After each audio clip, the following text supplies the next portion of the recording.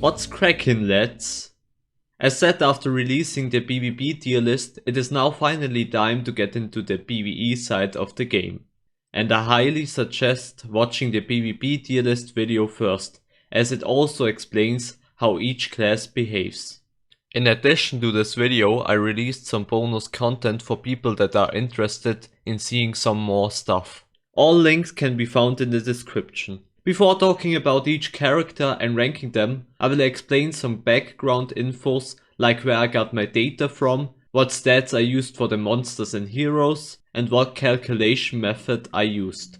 In that sense, I would like to give those two websites a shout out, as those helped me enormously in making those tier list videos. One is a website for all kinds of data related to Shakes and Fidget, and the other one has an arena simulator, which obviously was very useful for testing out everything. So to be transparent on what stats I used, you can now see the stats for the heroes and following stats for the dungeon monsters, which are based on the Hell Dungeon. Now to the more interesting part. How I exactly calculated everything. To make every class easily comparable, I have introduced the so-called combined average win rate. In the future, I will refer to it as CWR.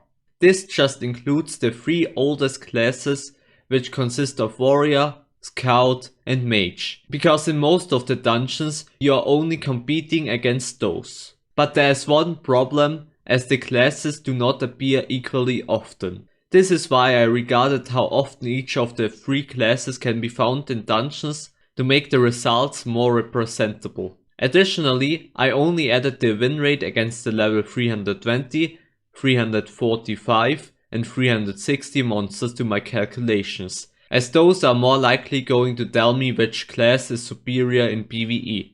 And one more thing, throughout this video you will often see a diagram which is built up like this. On the left side you can read the win rate, and on the x-axis there is the level of the enemy, and when we get into talking about each class individually, there are 3 lines for the 3 different dungeon monster classes. So let's get cracking! So before really getting to the tier list, let us have a look at how the win rates generally behave. One of the most reoccurring themes is the fact that classes that are very reliable against low level versions of the dungeon monsters mostly drop off the quickest as level increases. You can see that especially well when just looking at those 2 points. At the beginning those 4 classes have an incredibly good win rate, and later on 3 of those 4 classes have the lowest win rate. Coincidence? No. In comparison to PvP, PvE is less about being reliable and more about just having potential. But anyway, let's start off with the first class. A superior class in PvP, but here you could say the opposite is the case. The main problems of the Battle Mage are that first his ability depends on his own HP against those classes, which also means that against higher leveled enemies his fireball will just deal a fraction of the possible damage. And second of all, he doesn't have any ability that is RNG based. No block, no dodge, just a weapon with which he tries to impress Mrs. Santa Claus. For anyone who is confused now, the Battle Mage obviously is Santa Claus. It is lore because I say so. His combined win rate is not even 0.4%. Yes, go to D tier. Oh, another wizard. What do you have to offer? I have a staff with which I can kill enemies fast. Again, no other abilities that can increase your win rate against higher leveled enemies? No. Okay, that is alright. At least you're stronger than the Battle Mage. With a 2 times high combined win rate, around 1% to be exact, it is safe to say that the Mage deserved a spot above the Battle Mage. Thank you, Mr. Cracker. The Warrior only has a 25% chance of blocking incoming attacks, which means his potential is not that huge. And especially against mages he falls flat. Ironically, for his lack of inconsistency, his overall win rate against high leveled monsters is not particularly high. Which means there isn't anything that could give him much of an advantage over the mage. So it is necessary to also get him into C tier. In terms of RNG based combat, the scout is much better than the previously stated classes, with his 50% chance of dodging an attack. And the data agrees, as his combined win rate reaches almost 2%. The biggest obstacle for the scout in dungeons are mages, through which he is not able to use his ability, hence why this creates a large disadvantage for him. On the other hand though, the scout is able to deal with enemy scouts and warriors very well, that is why this class deserves to be at least in B tier. Obviously the Druid is a scout and warrior at the same time. I have already explained those two classes, so I guess I will just say that if you want to play with one of those two classes, just pick the Druid.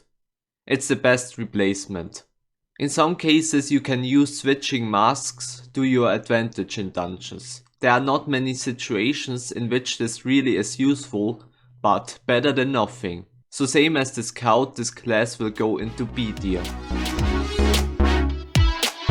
As I have already mentioned in the PvE Tier List, this class is in theory superior to the scout, but it needs 2 perfect weapons for that to be the case. And the same goes for dungeons, even though while being better against warriors and scouts, the assassin is a bit worse against mages in dungeons. But his combined win rate is slightly better than his brothers. But that is not enough to enter the tier above him. With such a small difference, he still should only enter B tier.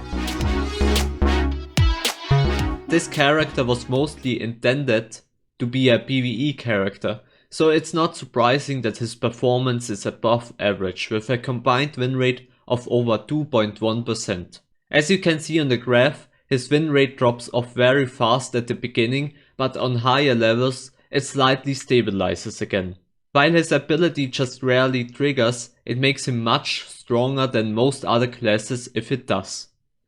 Against a mage, the demon hunter basically behaves like a scout, but in all other aspects he's slightly stronger than the scout. By that, the demon hunter is able to get a spot in A tier. S tier is still empty, but there's one more character we haven't covered yet.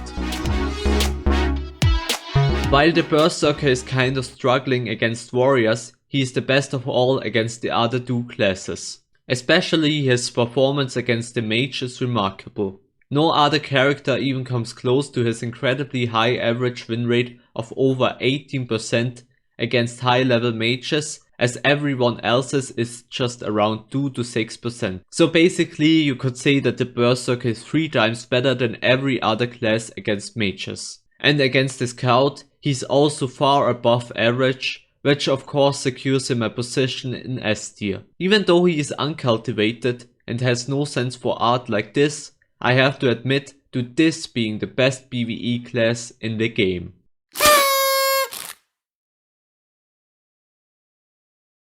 So this is my finished tier list, and I'm going to upload one last video regarding the tier list topic, which mostly will be about what class now even is a viable option to play considering both PvE and PvP. The link will be in the description, and I hope I see you there. Goodbye and have fun cracking my mother. What does that even mean?